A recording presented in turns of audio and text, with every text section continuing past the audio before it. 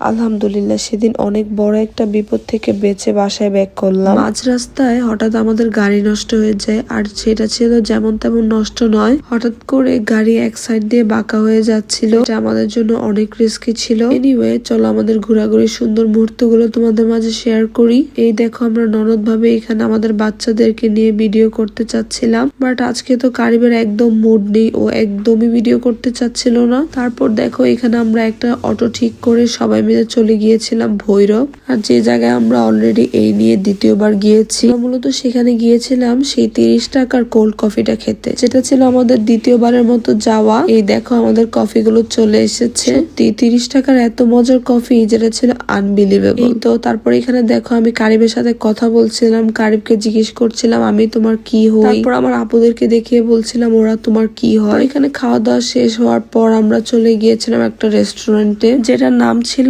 Vanish Bangla. But সত্যি বলতে আমরা গ্রামে গেলে রেস্টুরেন্টে কমই খাই, বিকজ আমাদের ঢাকায় অনেক ঘোরাঘুরি হয়, অনেক রেস্টুরেন্টে যাই, তাই আমরা চিন্তা করি গ্রামে গেলে গ্রামের পরিবেশটা এনজয় করব, গ্রামের খাবারগুলো খাবো, তাই গ্রামের রেস্টুরেন্টে কমই খাওয়া হয়। তারপর যেহেতু ভৈরব গিয়েছি তাই সবাই মিলে চলে গিয়েছিলাম এই রেস্টুরেন্টটায়। এখানে যেহেতু আমরা সবাই মিলে ডিসিশন নিচ্ছিলাম যে কে কোনটা খাবো, খাবার অর্ডার দেওয়ার পর তো আমি এখানে ফারিস্তাকে ছেড়ে দিয়েছিলাম। ফারিস্তা তো এখানে তার দুষ্টমি গুলো কন্টিনিউ করেই যাচ্ছিল। পুরো রেস্টুরেন্টটা ফারিস্তা হেঁটে হেঁটে দেখছিল আর মানুষের সাথে যে কথা বলছিল। এখানে আবার আমরা গার্লস টিম দাঁড়িয়ে গিয়েছিলাম ছবি তোলার জন্য, বাট এখন বেবিদেরকে নিয়ে আমাদের ছবি তোলা ভিডিও করা অনেক টাফ হয়ে যায়। এবার আসো তোমাদেরকে আমার একটা আলসামার কথা শেয়ার করি। দেখো এই ভিডিওটা দেখতে পাচ্ছ, এই ভিডিওটা ছিল আমাদের গ্রামের ভিডিও, এটা কিনা ছিল ডিসেম্বর মাসে নেওয়া একটি ব্লগ। এখানে দেখো আমরা কি কি খাবার নিয়েছিলাম, আর আমি যেহেতু ফারিস্তার পাপাকে ছাড়া গিয়েছিলাম, সেদিন আমি ফারিস্তার পাপাকে ঘুরতে যেয়ে অনেক মিস করেছি। মিস করতে করতে আমি এখানে ফারিস্তার পাপার নামের ফার্স্ট লেটারটা লিখে মজা করছিলাম। এখানে আবার দেখো খাওয়া শেষে ফারিস্তা বেবি তো ব্যাগ দিয়ে রেডি হয়ে গিয়েছে, সে এখন চলে যাবে। ফারিস্তা অ্যাকচুয়ালি ব্যাগ অনেক পছন্দ করে, যেখানে যায় ফারিস্তা আমার ব্যাগ নিয়ে হাঁটাহাঁটি শুরু করে দেয়। তোমরা হয়তো আমার ম্যাক্সিমাম ব্লগে দেখো ফারিস্তার কাছে আমার ব্যাগ, আর আই থিঙ্ক ফারিস্তা বড় হয়ে ব্যাগ কালেক্ট করতে অনেক পছন্দ করবে। আর আমরা সবাই কিন্তু ফারিস্তার ব্যাগ নিয়ে করা অ্যাক্টিভিটিস গুলো অনেক এনজয় করি।